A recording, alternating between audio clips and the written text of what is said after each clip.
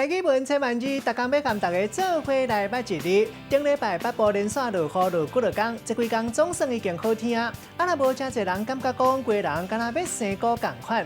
今仔日甲大家小解这一日，咱做伙来看到这日读做菇、高乌菇读第一条。菇一般来讲是讲会当食的菌类，像讲香菇、草菇。另外物件若是湿气，表面产生菌丝体，咱讲是生菇。带大家做伙来小解这两个词。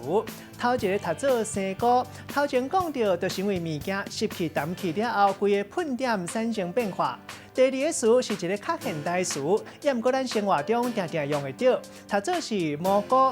现代台语字典就收这个词啊。蘑菇是香菇的一款，生伫冷气的树棵，会当摕来食，嘛有真侪款。